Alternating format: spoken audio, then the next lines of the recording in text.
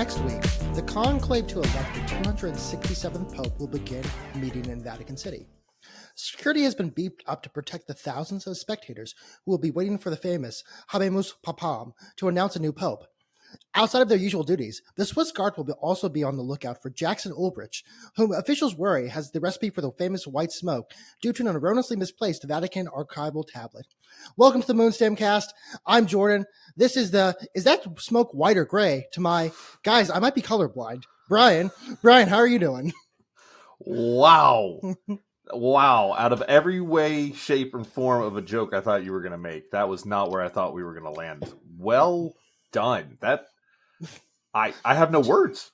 Well, just like Shedeur, who we didn't expect to land. We didn't land where we expected to. So there you go. That was hard to get out. So welcome to the Moonstamp Cast. Brian, I'm glad to see you. It's been a really weird day for me. I spent a good amount of time at Discount Tire doing my notes. So here's Discount Tire if you want to sponsor us. Starting out easily enough, baseball. The Astros, they're better now. They're back. Last time I checked, in second place. Second place. One game back of the Mariners. Which, I mean, that kind of rocks. It's weird to see the Mariners in front because they do that. I feel like every season for the past couple seasons, they've been in front for at least a little bit. And everyone's like, wow, the Mariners are going to be good this year. And then they fall apart by the end. My biggest worry is kind of the Rangers, I'll be honest. But until we get anything otherwise, I'm happy where we are. And again, it's also still April. So, or as this comes out, it'll be May. But as we're recording, it's April 30th. So really, who knows what's going to happen? Yeah, Christian Walker really has it going, and then he's really pulling the ball. He had a late 2-run double, or I think it was only 1-run double yesterday, and he smacked the shit out of it. He had 2 balls, I think, yesterday that were over 110 miles per hour off the bat. It's so nice to have a first baseman that's actually contributing. It's ridiculous. Offense is looking alive, not like crazy alive, not 9 runs a game alive, but outside of one better. game, it's better. It's better than outside 2 of runs one a game game in KC where I think were shut out. It's. I mean, we're winning games. That's all you need to say. And pitching's been about status quo. Speaking of pitching, did you see who's going to be our starter on Sunday? Yeah, so I wanted to talk about that. Welcome back, Lance, but also I've been pretty open on this podcast about how I like Lance McCullers Jr. as a person, but every time he pitches, I get this like fear and anxiety in me that they're gonna hit like 1,000 home runs a game. I saw he's dominant in Sugarland, but that's also in Sugarland, where no offense to the guys in Sugarland or in AAA, but who knows if they've seen like a major league curveball specialist yet. Who are we playing on Sunday? White Sox. Team. The team to bring him back. Honestly, never mind everything I just said. He's going to have a spectacular game that game because who knows if those people know how to hit. So, but I've been pretty open about how I think Lance McCullers Jr. is a really nice guy, maybe a great bullpen guy, but not a guy I really particularly want being in the starting rotation at any point. So we'll see. I mean, we'll see if he. Yeah. I mean, I think you have to start him, but we'll see if he has his stuff back. If he has his stuff back, maybe. But I mean, I'm not one to change my opinion. I say before I change my opinion. And the last piece of Astro news I have is that Altuve dropped down to the second thing, taking a sacrifice, saying that he, coming all the way from left field, he's not turning around and getting ready quick enough. Would he be like he asked the spot to drop him down, and he did. And more sacrifices. I mean, he's been kind of wanting this since Springer, because he's never felt comfortable in the leadoff position, it felt like. And so I'm glad he's out of that position. It always felt weird to have him in that position as well, because he never felt like a Craig Biggio type, because Craig Biggio was our leadoff back in the 2005. And he felt like the right guy. He'd go out there, he'd get steals, he'd just get a nice hit. Altuve felt like he needed to be a guy who was like 2, maybe 3. Really 2 felt like his primary position. So I'm glad that he's no longer hitting leadoff. Pena hitting leadoff, I think will go well. Pena seems like the kind of guy who can hit it. He wants that leadoff spot. So I appreciate that a spot has change the lineup to where I think Altuve's one of the lineup to go for at least the last 5 or so years. He just kind of got stuck in the Jose, you can hit the ball well and get a nice hit, maybe a double, usually a single, and steal a base or just be a fast on base. So I'm happy with the change. I also want to talk about Hunter Brown real quickly, if you'd like to talk about Hunter Brown. Go for it. This is Jordan's betting corner. Jordan does not bet, but this is his betting corner. If you want to place a future on the AL Cy Young winner, I place it on Hunter Brown right now. Wow. I know. He's doing so through 6 games and 37 innings pitched. He has a 1.22 ERA, which is not the lowest ERA in the AL right now. There's Tyler Mahle of the Rangers, who has a better ERA. I'd pretend like I don't count that because I think he's only pitched like 3 games, maybe 4, but I don't count that. He has the lowest. What's that? The lowest roll percentage? I don't know what I put. But he's a high K percentage. He is he's down 3% in walks. So he was at like 8% last season all the way through. He's down to like 5.4% right now in walks, which is actually pretty impressive change. Because throughout his entire career, so 22, 23, 24, he's been about like 8.4, 8.3 abouts when it comes to his walk percentage. Now it's down to 5. Now, again, it's early in the season, but it's really cool to see that. He also leads the league in it's RE24, which is basically like a contextually driven stat. So if there's a guy on first, and he gives up a hit, that's different than if there's a guy on second and he gives up a hit. He has the highest in all of MLB right now at 11.97 last time I looked, which is fantastic. He is doing really well. And I don't think 6 games is it's not a big sample size, but not a small sample size. Now, what I've Hunter Brown, he can always turn the ship around and make it a little bit worse. But right now, I'm really happy with Hunter Brown's performance. He's making up for stats that he's always kind of like walk percentage. He's getting those contextually important outs or not even letting them happen in the first place. So I am very happy with Hunter Brown. If Lance McCullers Jr. could also be like Hunter Brown, that'd be super cool. But that's just Jordan talking. Brian, do you have any more baseball notes? Nope. Okay, I quickly want to talk about the Dodgers. They don't have a starting rotation, really, it feels like. I feel like 4 of their 5 starters are out right now. Maybe 3 of their, I don't know. It's a lot. Does this say ball don't lie? Has the baseball ball gods decided that, hey, you can't have like $700 million worth of deferred payments per year before we get a little icky? Are they being Icarus? Have they flown too close to the sun? Do they have too many good players, and therefore the injury bug gets really clustered up there? Is it Clayton Kershaw's fault? Who knows? Lastly, the Rockies, they are historically bad. They are 4-24 as of recording, and it is the worst start to an NL team since the founding of the National League, I believe 1874. Wow. So it's not the worst in MLB ever. I think they're tied with the Mayor. They're probably tied with a team from the 90s and a team from the 2000s, but it's the worst start for an NL team of all time. So shout out to the Rockies. We made a joke. I think I made an opening joke about how there's a better chance that an asteroid hit the Earth than the Rockies made the playoffs. And good thing there's not an asteroid coming towards Earth, because I think there's even less of a chance the Rockies are going to make the playoffs. They've pretty much already been eliminated. That's actually insane to be a month into the season and only have 4 wins. That's crazy. I mean, you have to, especially for Coors Field, a field that's not known for its pitcher friendliness. I mean, you have to have historically bad batters too. If you're theoretically playing half your games at a field that's very hitter friendly, to have only won 4 games, I worry. I mean, the Rockies also have spent money. It's not like the White Sox who don't spend any money. The Rockies have actually spent some money, which just says, hey, this team is actually, not only is it so bad that it's historically bad, it's bad contextually, where the White Sox are doing better, who don't spend any money, are doing better. The A's are doing better, and they play in a minor league stadium. They're doing better than that team. So shout out to the Rockies.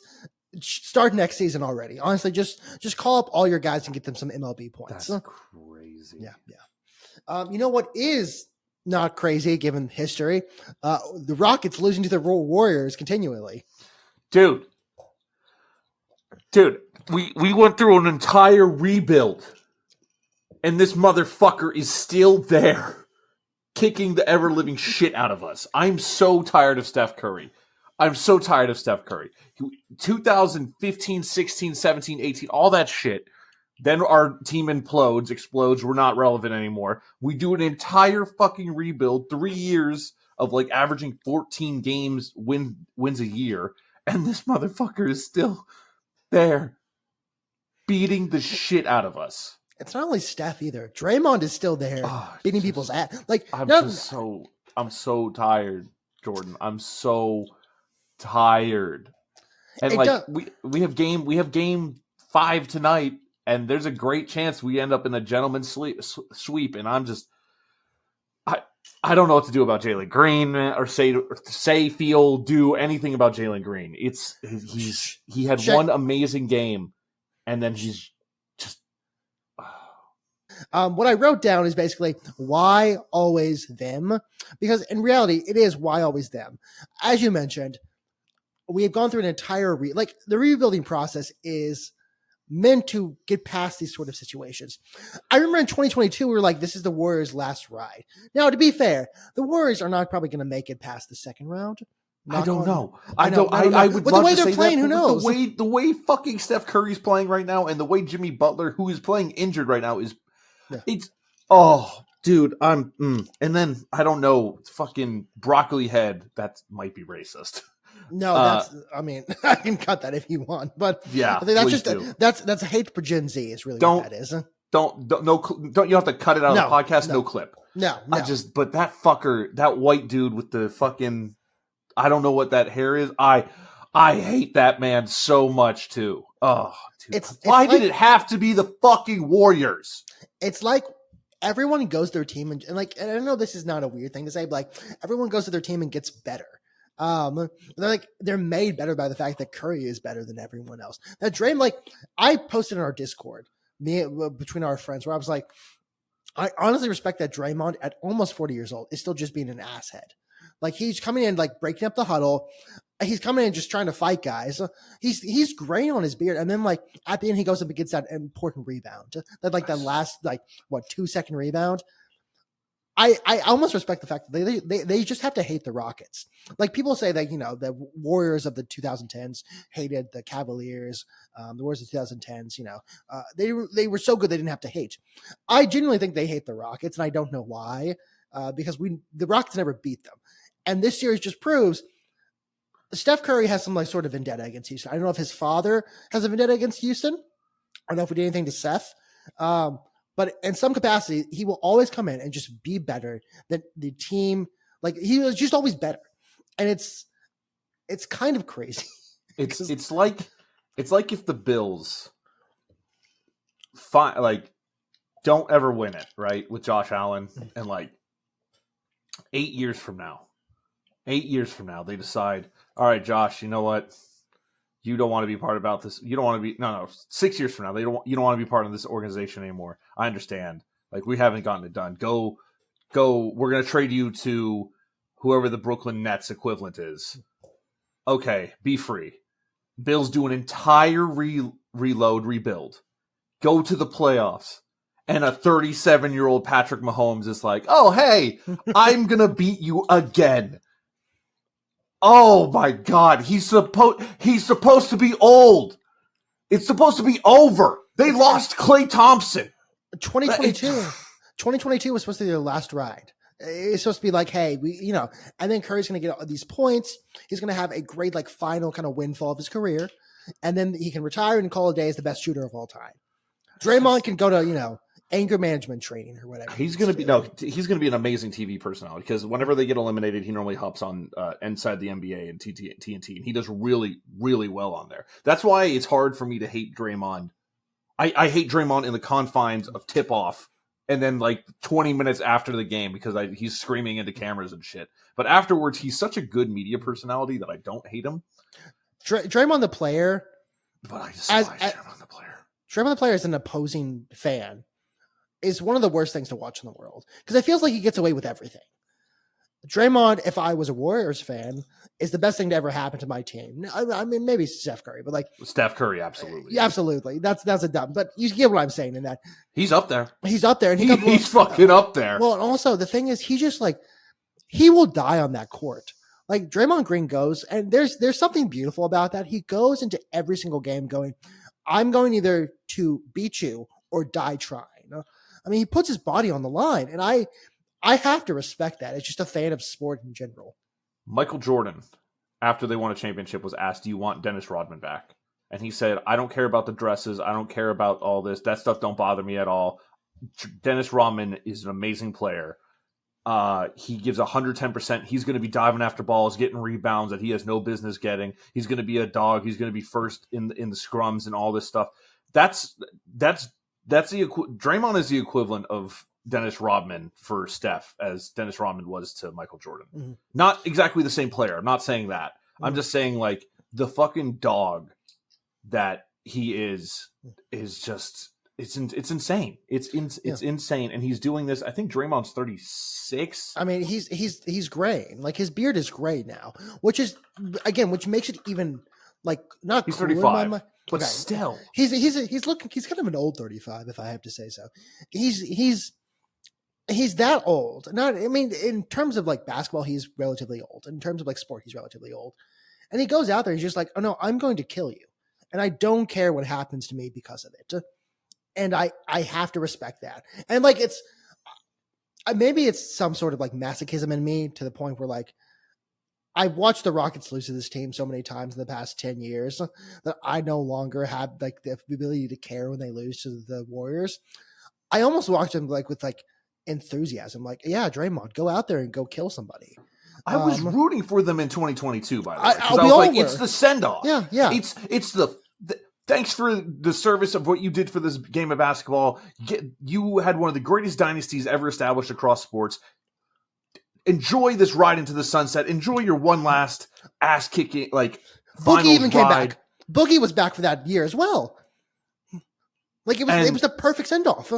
And now, 3 years later, these fucking assholes are in the way. Watch them go get swept in the next round 4-0, and it's just like, oh, they just hate you guys.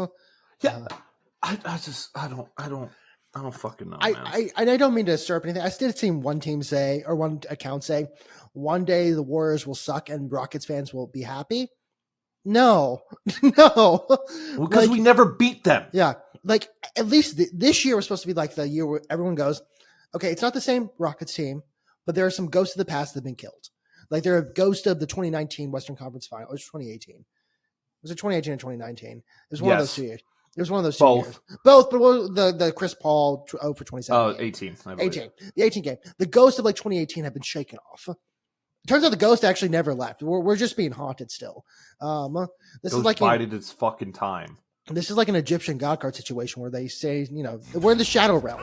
We are in the shadow realm now. There's no getting out. Bakura has put us in the shadow realm, and now we're just stuck here. Losing the. They have all the different Millennium items, right? Curry's got a Millennium wrist. Yeah. Automatic from 3. He's got all 7 at this point. So fucking stupid. I almost like, I do watch it with somewhat of awe. Like Curry just being able to, at that age, like that shot over Jalen Green. We talked about it last week, where he just like threw the ball up. And it's like, oh no, that goes in. Body like contorted like this, by the way. Dude, I mean, he should go into Cirque du Soleil after this. Just shoot basketballs, because I think he could. I'm somewhat of awe. I know the game is tonight, and so this will be outdated by the time we come out with the podcast. I imagine we're losing tonight too. As much as I want to believe, home. It's. I mean, if there's one thing I know that Draymond Green, and I don't mean to bring him up again, but Draymond Green wants to do, it's to go make fun of Houston fans, or really any fans in general, but like Houston fans who really care. I think Jimmy Butler is maybe active for this game. Yeah, he is. He is active. Awesome. Cool. So he gets to be there too. And, there's playoff Jimmy Butler is going to totally not be good. Haha. So yeah, that's, I don't know. I think there's some commiseration there. There's some 4-point favorites somehow. Time is a flat circle still when it comes to the Rockets and the Warriors. Our greatest foe somehow, and the naughties. No, the 2000 naughties were 2000. Careful. The 2010s. Careful with that. The 2010s. The who's? Apparently the 2020s for some reason as well. I thought we were done with this.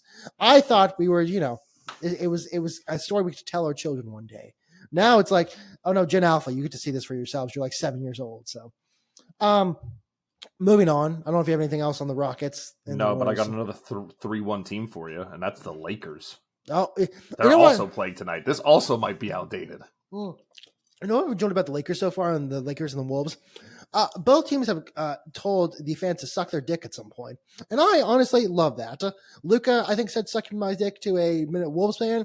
And Ant got fined, I think, $50,000 for saying, suck my dick. I make like this much money. These guys make this much money to Lakers fans, which, I mean, it couldn't happen to a nicer group of people. But unfortunately, I have to fact check you. Oh, no. Ant did not say suck my dick. He said my dick is bigger than yours. Oh, okay.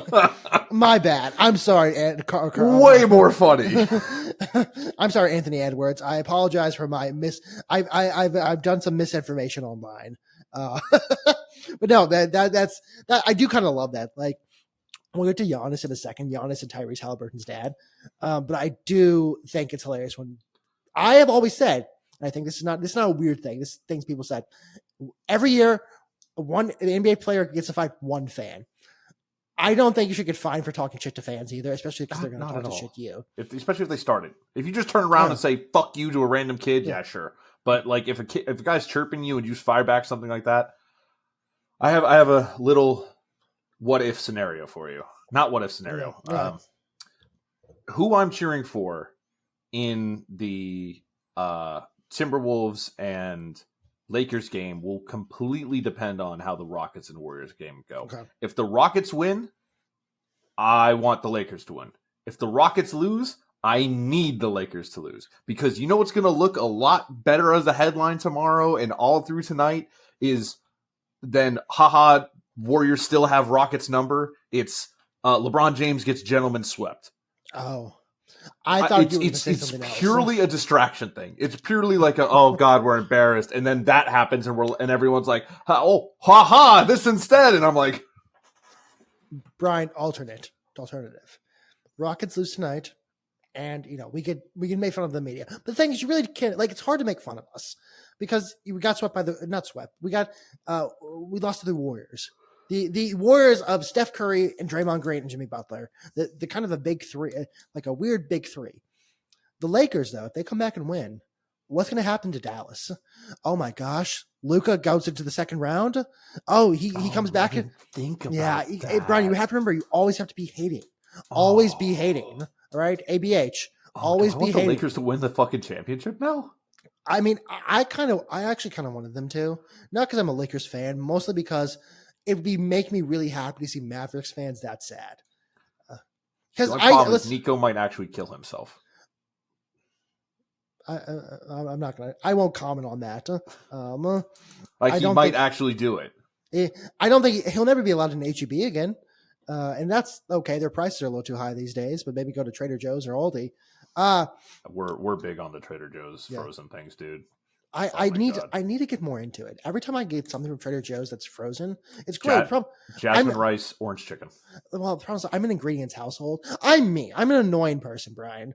Like, I can't use frozen rice. I have to cook my own rice. I also use a combination brown and white rice from H Mart that I have to use that. I won't do the orange chicken because I've seen if I use any kind of meat, I need it to be 10 grams of protein for every 100 calories. Other than that, I won't eat it if it's a meat. So, I have no idea what it is. Probably not. I can tell you it's not. It's breaded. It's breaded and also the sauce. So this is Jordan's health tip for the day. That's called the golden ratio. If you want to, eat your ground beef, brown rice, avocado, banana, and honey like a real man, and take it on HGH. And next thing you know, you'll be able to and actually work out because look at the side profile of Elon Musk. That is HGH without doing anything active. Here's my question: for apparently one of the smartest men alive, how dumb do you have to be to not know that you have to work out with HGH? Or else you're gonna get like a bubble gut like that. I don't know if it's dumb. I think it's just narcissism. I think he doesn't think he looks as bad as he does. I mean, but also if you're gonna HGH, don't you want to get like incredibly jacked? Like part of I can't wear certain suits anymore, suit jackets, because my back's gone too big. Yeah. I take that with pride. When I got my my wisdom tooth taken out, the woman had to go get a new blood pressure thing because my arm was too big. Nice. And it's not because I'm a big back, even though I am, but spiritually I'm a big back. in reality, whatever. I've now contradicted myself. I'm glad we're talking about this in the basketball as well. This is gonna be a long one, I feel like. But yeah, no. Also, listen, if you're taking steroids, why don't you want to be insanely jacked? Like that's every man's goal in some sense. I don't know. Elon, go to a Gold's Gym. I don't know. Call Brendan Schaub or something. Maybe he can help you out. I don't know why Brendan Schaub was my go-to for there, but he's the guy I also dislike. I only have one more basketball note, anyways, unless you have anything else on the Lakers. No. I mean, yeah, I just have talking shit to fans. Yeah. Then the only other thing I have is Clippers Nuggets is the best round one series I've ever seen, maybe ever. It's incredible. Yeah. And Nuggets, I mean, they're up 3-2 now. They've come back from being down. So I'm excited. I think we talked last week about like Kawhi and Harden kind of. It was nice to see them back from to their old form. It's nice to see Denver kind of killing them a little bit. So I don't know. It's a cool series. Joker's so good. He's so fucking good, dude. He's so good. He's just, he's probably more excited about the Kentucky Derby coming up this weekend. Also, I kind of want to propose something to you at the end about the Kentucky Derby. Sorry. For listeners, he held up his wedding ring, and I was so confused. It's like, how does that relate to the Kentucky Derby? Does this have to do with gambling? No. I have one last thing about Giannis and Tyrese Haliburton's dad. I wish he killed him. He should have. Again, every NBA player should have one fan a year that he should get to beat the shit out of. I'm going to imagine there's very few fans in an NBA arena who can, one, even physically match a guy in the NBA, and two, take a punch from a guy in the NBA. Tyrese Haliburton's dad, first of all, getting on the court makes zero sense. I don't understand how he got on the court. Like, I know he's court side, but they don't let everyone on the court. Like, after the games, they're not letting you're sitting courtside? Come on in, buddy. This is the open space. But they don't do that. So how he got through security is beyond me. Two, getting in Giannis's face, and I don't know how tall Tyrese Haliburton's dad is. Small. Next to Giannis. He looked comparatively at least. He looked 5'5" next to Giannis. Giannis should have choked the shit out of him. Put his whole forehead on the top of this man's head. Yeah. Giannis should have picked him up and pick him up and just move him. Just like little man him. They already squashed the beef, though. Halliburton apologized on his dad's behalf. Giannis apologized in his press conference. So we don't even get like a media fun story for a couple days. But he had that back in the 2010s with the BP oil spill. So whatever. That's a joke I don't know if anyone's going to get. Haliburton was apparently the reason. The company was the reason for the BP oil spill. The concrete they used. I intimately know this. Good. My father worked for BP. Oh, well, sorry, Brian's dad. That's fine. He works. Sorry to bring up bad memories of the past. But yeah, I am excited to see. I mean, the East seems relatively top heavy. So I'm interested. I mean, the Cavs Celtics is going to be an amazing series when it happens.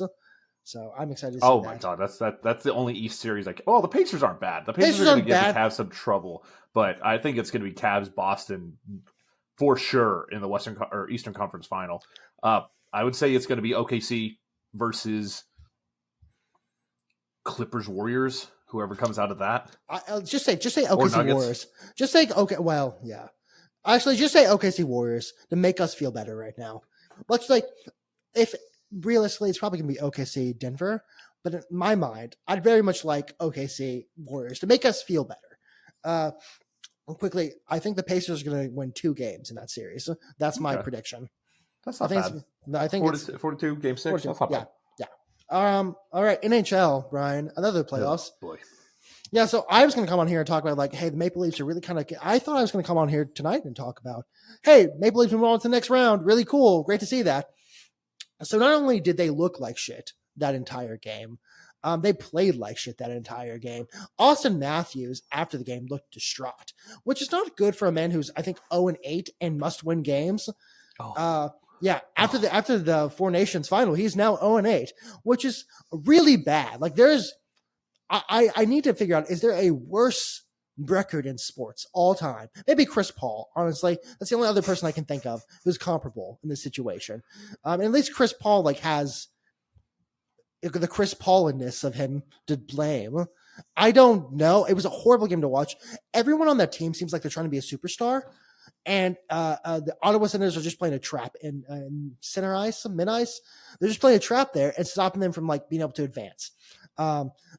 Everyone I kind of almost I've done this a few times where I related to Philippe Coutinho on Liverpool, which we'll get to Liverpool in a second, and the 2000s, 2017 or so, 2016, 2017, where the entire team was trying to funnel to him because he played super flashy, but he didn't play super flashy and screw everyone up.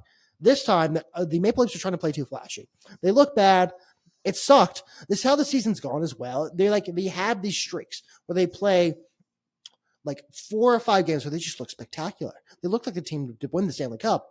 And then there are 5 games where this team is the one, they should go play in Russia.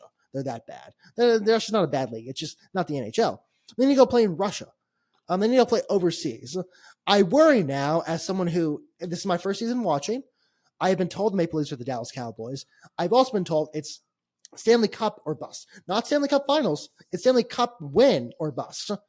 That this team is not going to make it there if they keep having these problems. I mean, it's not like the Senators are the best team. They're not the Panthers. They're not the best team in hockey. So I worry somewhat. I understand there's geographical rivalries happening.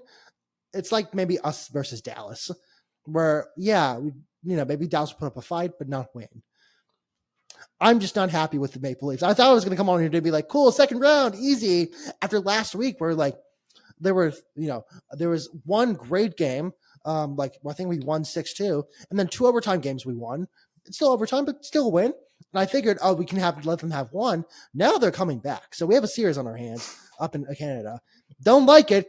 This was supposed to be my first playoff hockey series. I thought I'd be eased in. It turns out I'm not being eased in. I'm almost being eased or hearted out. I shouldn't say that, but hearted out.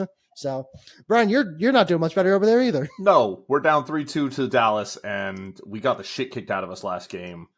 Cale Makar is -3, which is not great for being a top 10 in points over the whole regular season, only having 2 points throughout the series. It's not great. Nathan McKinnon leads the team with 7 points, though there is a bright spot in all this darkness, even if we do lose. A guy named Charlie Coyle is a guy we traded for, and he's apparently a great fit and has been an absolutely outstanding center for us on our third line. And he's not a rental. We traded for him at the deadline, and the beautiful part about him fitting in so well is that he's not a rental. We have him for next year too, so that's upside. But honestly, what I've seen, and I've only gotten to watch 3 of the games. I've missed 2 of them. From what I've seen, Cale Makar, I didn't watch the most recent one. I didn't watch Game 5, thankfully. From what I've seen, Cale Makar statistically is kind of getting shit on. Eye test, he's not that bad. Now, first year watching hockey, I don't know what I'm talking about, really. I don't know what I'm looking at. But,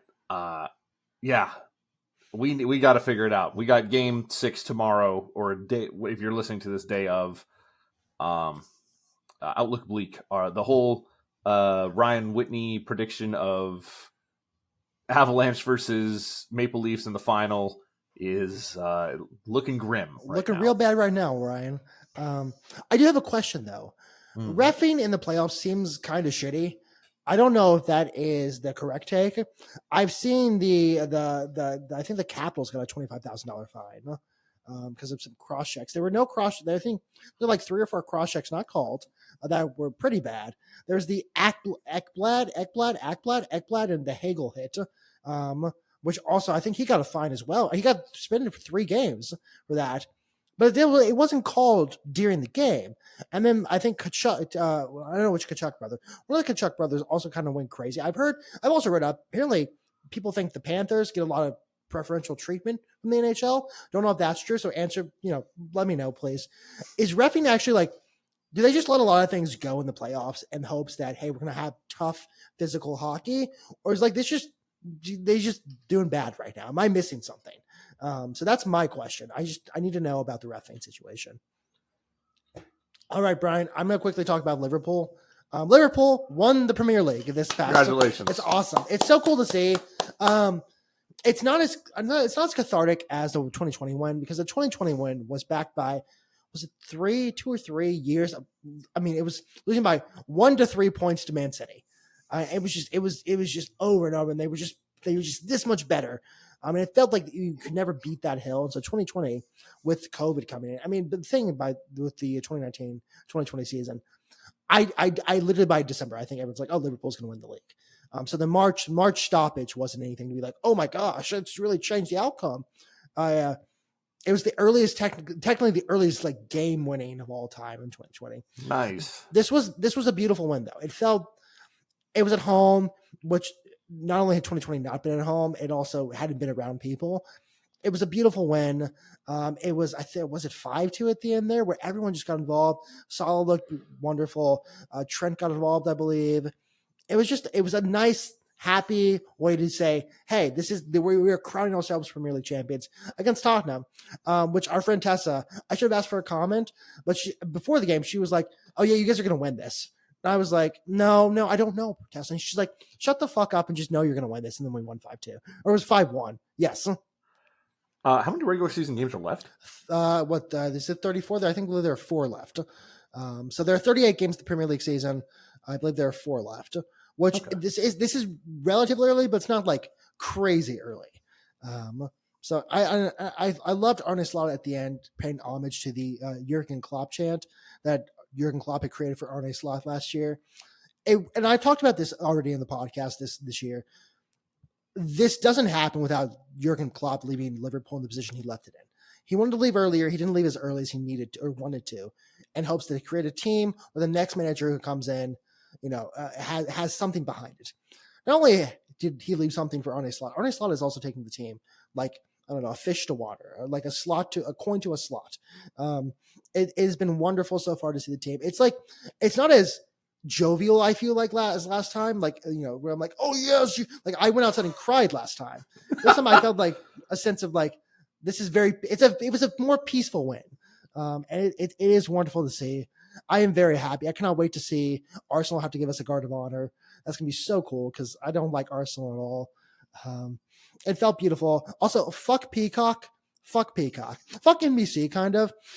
For the last game, not only was it not on television, I had to pay for Peacock. So I need to cancel that. Jorden, this is your reminder. Cancel Peacock. But also, the moment Liverpool, like, it was like 93 and 55 seconds before the whistle was blown, so you can see the celebrations. It started buffering. I was so mad. I had not buffered the entire game. Not once the entire game. And that moment it buffered. So fuck NBC. Fuck Peacock. Last thing quickly. Jamie Vardy has announced he's leaving Leicester City. He is a monumental figure in my understanding of soccer, only because he has the most beautiful line of all time. Chat shit get banged, from his Facebook post in, I think, 2013, maybe 2011. I've used that so... shit get binged? Banged. Get banged. I've used that so often in my daily life, and no one gets it. No one knows this Jamie Vardy Facebook post from 2011. But chat shit... Is it just a like offshoot of talk shit get hit? Maybe it's an English thing. He looks like a feral ferret, so maybe it's a feral ferret thing. But back in 2014, 2015, I always choose like a team I don't want to go down. I don't know who I chose this year. Honestly, I didn't do a good job choosing that this year. But in 2014, 2015, I chose Leicester City. And I didn't want them to go down. And then the magical 2016 season where I skipped a class. And I emailed the professor. I was like, hey, because he was from Brazil. I emailed him and was like, listen, like, I'm going to be so honest with you. I'm not coming because I want to see Leicester win the league. He was like, understood. See you in the next class. And I did see Leicester win the league when Chelsea beat Tottenham. Great game. For all you Spurs fans who are listening, so Tessa, really cool that they came in third. Tottenham came in third in a 2-horse race. How did that happen? Who knows? But it will be sad to see him go, because he is he's kind of a Premier League / soccer institution at this point. He still has the record for most games in a row with a goal, 11 games in a row. I watched that live. It was a wonderful moment. Arlo White, rest in peace. He's now with the Saudis. I did a wonderful job calling that. So Jamie Vardy, there's something like nostalgic about it too. This time where I was first getting into soccer. Kick TV was still around. If any of you know Kick TV, I miss old Kick TV. So I don't know. It is a weird year where I'm very happy the Liverpool won, but I'm sad because I'm really seeing like the end of my beginnings. So even though it's kind of already dead, but whatever. So from this football to another football, Brian, the NFL draft happened this weekend. Sure did. We I like our draft. I think we didn't go as offensive line heavy as I wanted us to, but I did like us trading back. Mm-hmm. So our draft picks, I'll just run through them real quick. Second rounder, 39 overall, Jaden Higgins. Basically Nico 2.0. Yeah. That's the size, speed, everything about him is just Nico 2.0, which is not a bad thing. Before you continue, I'd like to ask a question, and I don't know if anyone knows the answer to this. Is this the most heavy Jalen/Den draft of all time by one team? Because I think we have 3 Jalens and 1 Jaden. 3 Jalens and a Jaden. Yeah. I mean, I think we had 7 draft picks. Is that the most of all time? Has there ever been another name chosen that much by another team? I don't know, but I feel like it's an investigation someone should do because we need to rename ourselves to the Houston Jalens or Houston Jays. Sorry, Blue Jays, we're now the Houston Jays. Then after that, I guess we should just talk about. Yeah, let's talk about him first. I responded to a commenter on our Instagram or our TikTok who was an Iowa State fan. He goes, "I've always called Houston Iowa State South." As a Houston basketball fan who has fallen in love or he's become enamored somewhat smitten with Iowa State since joining the Big 12, it is very cool to see 2 Iowa State guys joining our team. I'm very happy about that. They will be welcomed by me here. There will be Houston basketball fans who look at that and go like, I like you because you're an Iowa State guy. So they will both be welcomed here with open arms as they come catch some balls from CJ Stroud. That was a really weird way to put that. But I am excited. I'm excited for the Iowa State. Yeah, it's an Iowa State heavy. It was actually a red and white heavy class as well. There's a lot of things here. Yeah. No, not red and white, red and yellow. Because we had USC, we had Iowa State, we had Minnesota. I think that's 4 of our draft picks. There's another one I think I'm missing. No, that's Iowa. We don't talk about Iowa. Bad Iowa. We're Iowa State people here. But yeah, red and yellow class of all time. Discuss. He's literally he's literally Nico Collins 2.0. Yeah. 6'4", can run a quick 40, great hands. He's built for it. Outside receiver. I don't hate that at all. I don't hate us getting younger at receiver. We've done a couple rentals recently. We signed a couple people, but this is a good move. After that, it's Aaron. Quickly. He has a 1.4% drop rate, which is the lowest in all of college football. All right. I really love this. So we don't have to yell. I also saw his comps. I also think other comps are T. Higgins and Michael Thomas. Okay, the same. So Nico Collins. Yeah. So I would almost argue we got him too late, but this was a very offensive line heavy draft in the beginning. Offensive line, defensive line. I'm okay, but I really like him. Speaking of offensive line, at the second round, 48th overall, Ariante Irsay. He's a depth pick, probably future starter, but for now he's just a depth piece because we're not sure exactly where he's going to slot in. I wanted to establish offensive line. They must really believe in the guys that they have and signed over the offseason to only draft 1 offensive lineman. But I think Irsay is going to be Ure. I think it's Ursary. Ursary. Okay. Yeah. I think he's going to be great. It sounds like usury in some sense. I wonder if he will be charging us for this after we drafted him. But no, I think I would have loved better offensive linemen, but I think after Kelvin Banks went to the Saints, Caserio very much had made the decision of like, okay, let's make a business decision. I do like Ursary. He was the offensive lineman of the year in 2024 in the Big Ten, which is awesome. That's big. He actually went up against Abdul Carter once. Did not allow 1 single sack from him.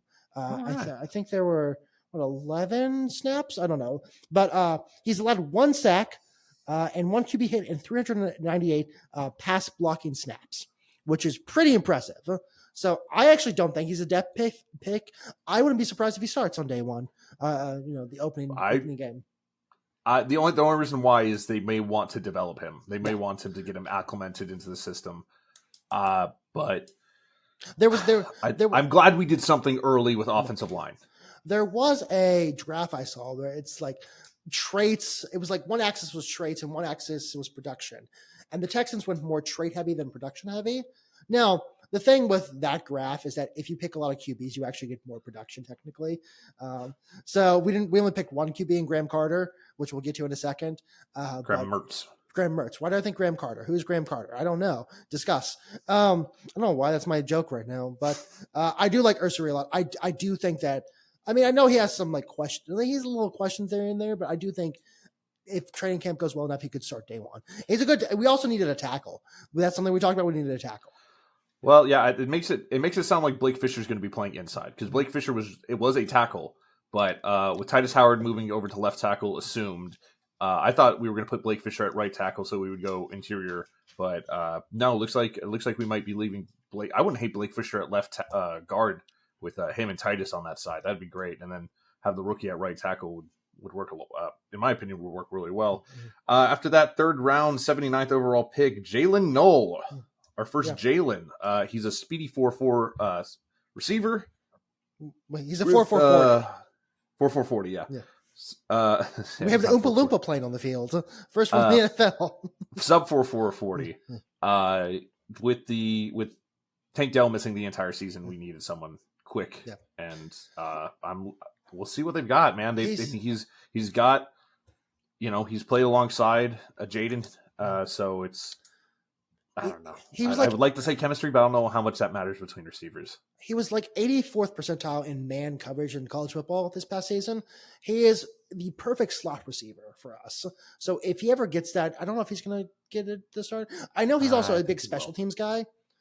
He's a huge special team guy. I think he was maybe Big 12 co-special teams player of the year. But he's a big special teams guy. I've read and kind of seen his game. I do think if he gets this, like if we go with a slot receiver at some point, he'll be the slot receiver, which I'm happy with. So it seems like we beefed up the wide receiver core. I do worry somewhat that our offensive line will be Cam Robinson blocking all five guys and just lots of quick guys coming. That's the worry right now. But I do like the Jalen's, the J squad. The second Jalen Smith, third round pick, 97 overall. Jalen Smith, it's out of USC. That's more of we have a lot of cornerbacks, but I think has to do with depth, keeping it young, keeping it depth, and also contracts. Yeah, he's on a rookie third round contract. That's a lot better than you're going to get for a shit ton of cornerbacks out there. So that might just be future proofing some contracts and keeping cap space open. But I don't hate the pick at all. No. I feel like once we got, I mean, this is not a crazy thought, but like once we kind of got third round, we got a lot of guys who are, hey, you're here for depth, basically. Depth of projects, yeah. And that's why the rest of these are going to be pretty quick noted. Yeah. Fourth pick, 116 overall, Woody Marks, dual threat running back. He has great hands. He had, I think top 5 hands out of the running back position in the whole draft, which is huge, but that's a depth pick too. Joe Mixon's going to be the guy. Dameon Pierce maybe finally takes that step forward. I don't know. I think this pick was kind of if Dameon does not take a step forward and doesn't understand pass blocking and does not understand hitting the holes and stuff, well, we've got another young back that we can help run into the ground and give Joe Mixon a break. But we'll see. Yeah. And then 6th round, 187 overall, the third Jalen Reed, once again, safety depth. Nothing really on that. Our secondary is fully loaded, so I don't think we're making any more moves in the offseason. We also have we had a killer secondary already this last season as well, so I'm not expecting. Yeah. Well, Jimmy Ward's getting older, so I think this is maybe they see some potential in him and they want to go like, hey, Jimmy, instruct him and see if we get a steal from this draft. If not, it costs us a 4th round pick. Oh well. Yeah. Or 6th round pick. A 6th round pick, 197. Graham Mertz. Davis Mills is last contract this year, and obviously CJ's the guy. So I guess we just drafted for cheap rookie backup quarterback. Davis Mills is going to walk. I doubt we sign him. That's fine. Rest in peace, Mills Mafia. Yeah, rest in peace. It was enlightening. Rest in power, Mills Mafia. Thank you for all you've done. It was enlightening for about 3 weeks. Yeah. 7th round picks were Keontae Hamilton. He's a defensive tackle project, and 7th round. Keontae Hamilton have some things on him. He can also play defensive end, and also he was a academic Big Ten academic Big Ten 3 times in college. So we've got a smart one here. I got a smart one. Yeah, so we can keep him around for I don't know. It helps CJ out if you have a view of the 2024 draft on raise the IQ of our defensive line. Yeah, it's like the GPA stats. We're like we have a 2.7. There's like one guy who's making a 4, and another guy who's like a 1.3. This is our GPA stat guy.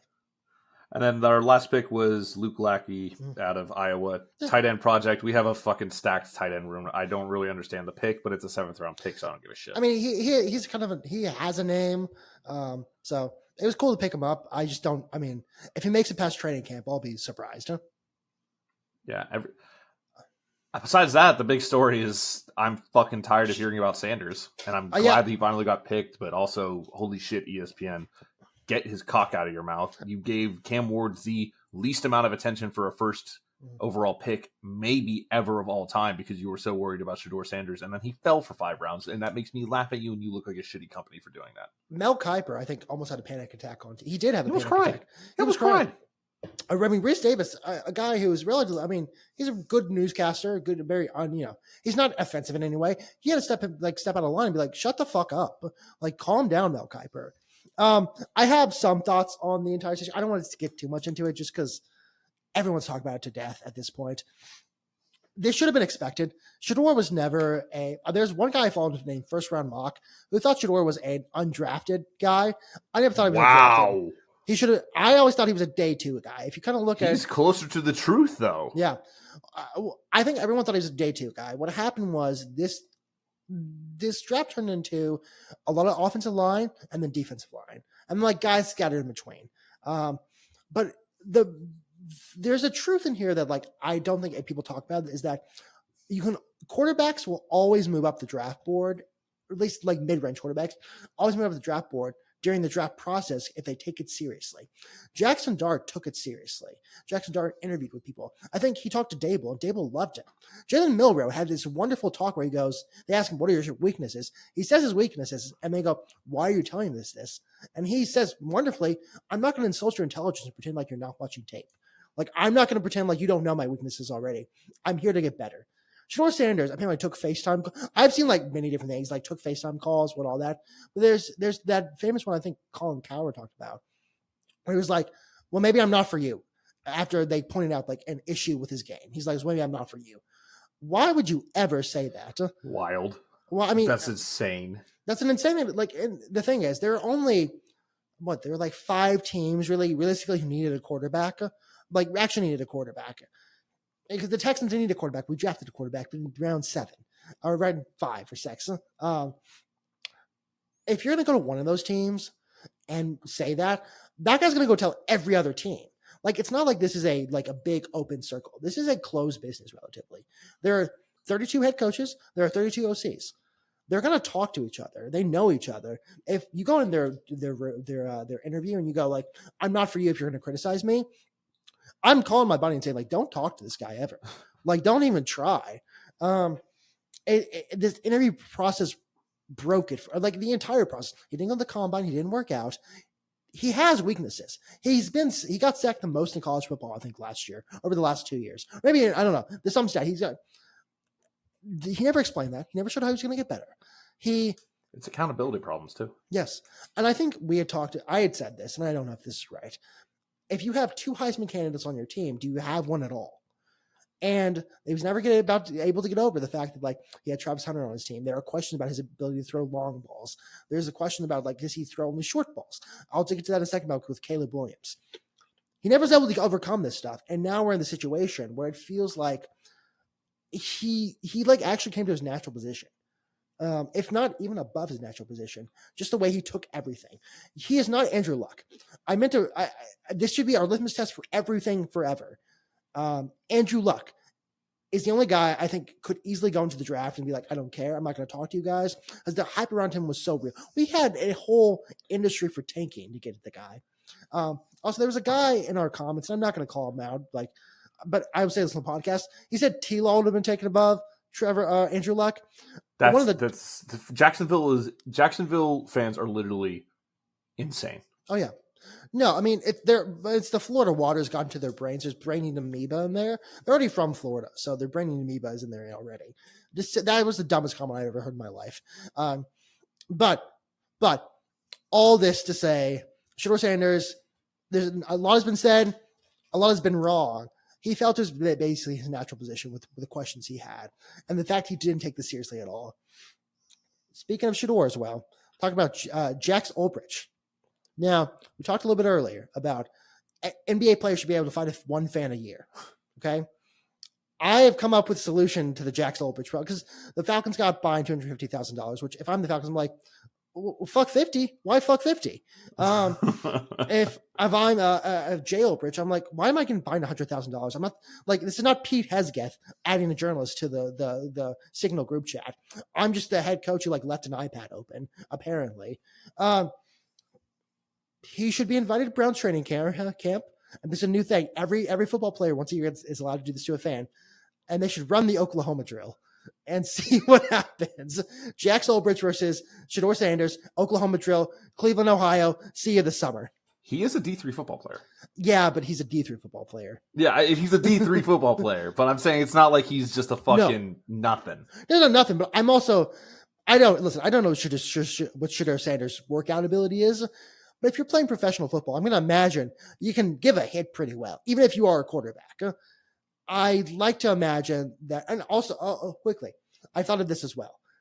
There is a world where I say, well, this is a little bit of a different situation. So there can be a sub. Someone can sub in. So Shedeur goes into Cleveland, comes friends with guys. Myles Garrett's like, you know what, Shedeur, I want to be in the Oklahoma drill, not you. I'll defend your honor for you. And just kills the kid. Okay, I think that is the only way to like a righteous outcome of the situation. Don't destroy the kid's life. It was a dumb mistake. It really wasn't even funny. Don't take it away his professional career. Just make him run the Oklahoma drill against either Shedeur Sanders or in his place Myles Garrett. That's my beauty. I also, well, no, I can't say that. I'll say that to you off the podcast.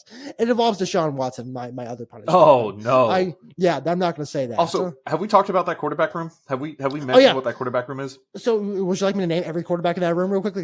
I would love it because I know every single one of them, but it's fucking incredible. Joe Flacco, Deshaun Watson, Kenny Pickett, Dylan Gabriel, and Shedeur Sanders. This is the big brother house. It's about to be an experiment gone wrong. This should be one has to get cut. Because they can have an emergency. I think they can have four. I think they can have an emergency, a second string, a starter, and Deshaun Watson's going to be on the IL. Yeah. So one of them has to get cut, I think. Joe Flacco's staying. He's probably the starter day one. I don't see where Kenny Pickett gets cut. I think he gets traded. I think Kenny gets traded. He gets traded. He gets sucked. But I don't see a world where if they go into the season with a guy, I'm going to imagine Kenny Pickett over Dylan Gabriel or Shedeur Sanders. Well, I have a conspiracy theory as well. I think the Browns drafted Dylan Gabriel because they didn't want to pick Shedeur Sanders. And then the ownership stepped in and said, no, you have to draft him. Because if you look after he got drafted, they're all like in the draft room, in the war room. I have this entire conspiracy theory. They didn't that's why they drafted Dylan Gabriel. Only to say like, oh, we have a quarterback. Okay, we're good. I need hard knocks to go. I need soft knocks to go in there. Actually, soft knocks is Giants, hard knocks for Cleveland. This is just the most insane thing. I don't understand how those personalities mix either. Yeah. What a fucking conundrum the Browns are. The whole time they were like, we don't have a quarterback, and now we have 5 quarterbacks no one knows what to do with. Kenny Pickett is on his third team. Joe Flacco is I love Joe Flacco. I want him to be in the league forever. Joe Flacco's Joe Flacco. Deshaun Watson's tearing his Achilles, re-tearing his Achilles on vacation. And then you draft, man, I feel so bad for the other guy because the whole time people are going to be talking about Sanders and he's just going to be like, I was 2 rounds ahead of him. Oh, this is gonna be. The Browns is already a shit show as it is. It's gonna be more of a shit show as we go along. So I'm excited to see what this quarterback room brings. I don't know if you have anything else on the Browns. I have a couple more notes overall on the NFL draft. Just oddities. The Bears draft. So Caleb Williams is since 2000. He is 520th of 530 of guys who have attempted at least 100 plus 10 plus yard passes. He's 35.6% completion percentage. This year, the Bears drafted a tight end and a guy who's a yards after completion specialist, which signals to me they know exactly who this guy is, and they're trying to build their offense around him. That is my take from that. That was interesting. We'll see if we'll see if the Bears' entire scheme this year is just like, let's just throw under 10 yards and have our guys run or power through. Saints, Tyler Show is reunited with a Jawan Johnson, who played with at Oregon 6 years ago. So good. Thanks, Unks. This is for the Unks out there. And 7 teams did not give up a single player to the NFL draft. Those teams are Baylor, BYU, Duke, Wake Forest, Mississippi State, and Northwestern, which means is going to win the Big 12 next year. We're packed. No one left. All right. Don't ask me why no one got drafted. It probably has to do with winning 4 games. So, Jalen Travis. One last thing. He was drafted 127th by the Colts. He's an offensive tackle. Now, came out this week after it was posted by this person. He interned for Amy Klobuchar, the senator from Minnesota. Yes, I don't know if I'm right. Now, for those of you in the political know, there's no better training to be an offensive tackle in the NFL than Amy Klobuchar's office, having to dodge binders and staplers coming at you from all angles. So, if for those of you who don't know, Amy Klobuchar is known for throwing things at her staffers. Incredible. So, I mean, he's going to be perfect in the NFL. If I'm the Colts, starting day one. So that's the NFL draft notes I have real quickly. I have a couple other things before we head out. But Brian, you have anything else? No, I'm done. Okay. First, Brad Underwood, the Illinois basketball head coach, posted a meme this week of him as a Slav in a tracksuit squatting because he has signed a lot of guys who have Slavic last names. People say things about AI. I think this is a great use of AI. They are using it to make merch. Not as much of a fan of that, but it was fun to see because I imagine he of his own volition went to ChatGPT and asked it to make that. So good for him. Proud of him. The sperm race happened this past weekend.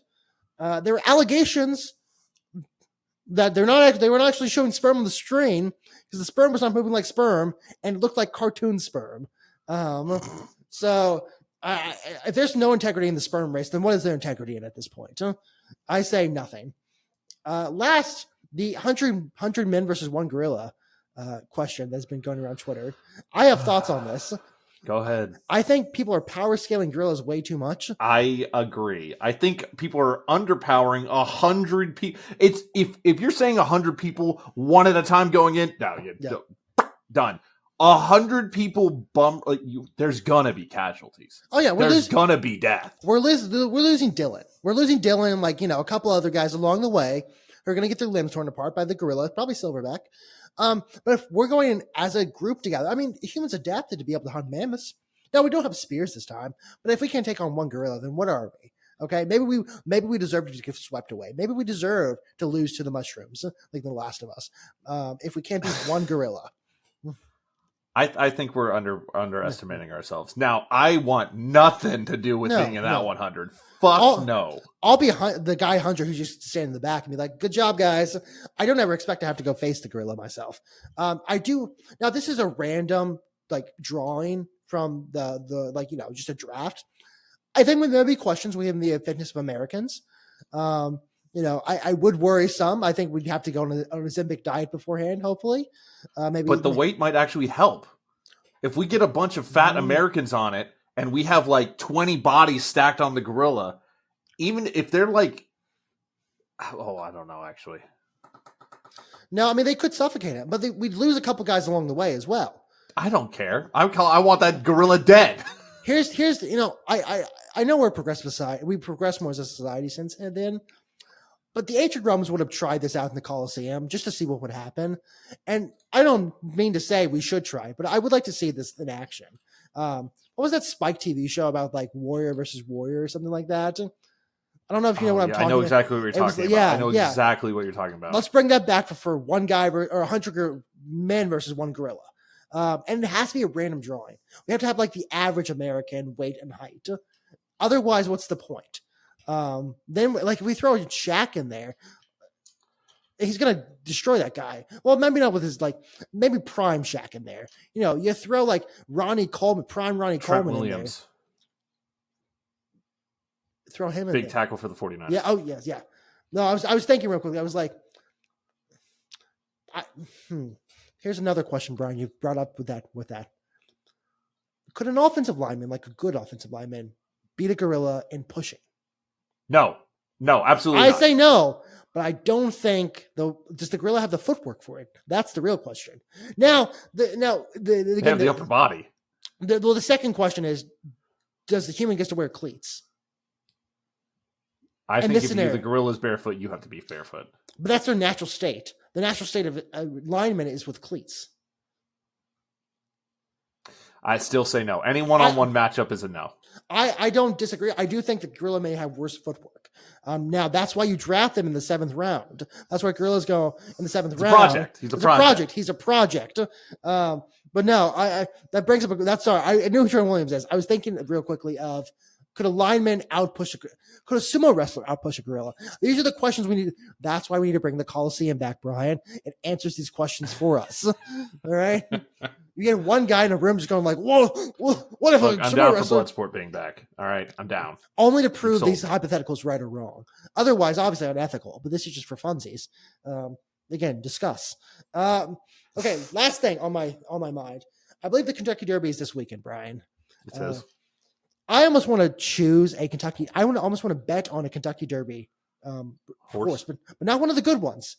Bet on like a hot shot. Don't bet on journalism. Bet on a hot shot. Bet on one that it's not. It's like their semen's only worth like $25,000, not like the $500,000 that the other horse is.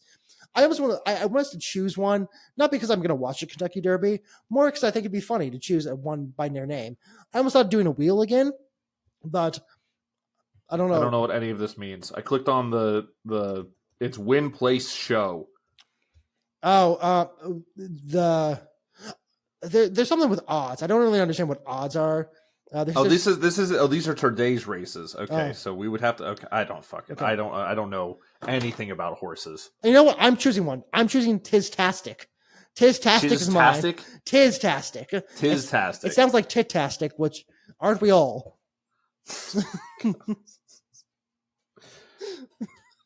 Oh my God. I'm going to try and watch the Kentucky Derby. I really am. Yeah. I've never watched a horse race. I really haven't. I watched a greyhound race on YouTube. Similar. It was in a documentary or something. Brian, where can the people find you? You can find me across all social medias at Auric Polaris, AuricPolaris. I am going to stream finally on Twitch on Friday. It's been a very, very long time. I need to get after it. I'm really behind. There's people that have not removed their credit card information that have paid me money to do nothing for the past month and a half. It's probably up to. I think we're up to. I mean, you're up to over 5 years. Yeah, we're gonna be 6 years in next month. You're approaching 6 years. Yeah. Okay. But I got to get back on that train, so that's the goal. Jorden, where can the people find you? Find me at Jordan's Thoughts on Twitter. You can see me tweet about Tom Izzo. I forgot to mention that with the Rockets, but Tom Izzo talked about the Rockets, and that was cool. It was a hard-fought series. If Tom Izzo says you're fighting hard, you're fighting hard. Find me also at Moonstamp Sports on TikTok, Twitter, Facebook, Instagram, and YouTube. Thank you so much for listening. Please leave a comment, a like, a share, a star, whatever you can do on whatever platform you're listening to. We appreciate you guys so much. See you next week. Stay beautiful.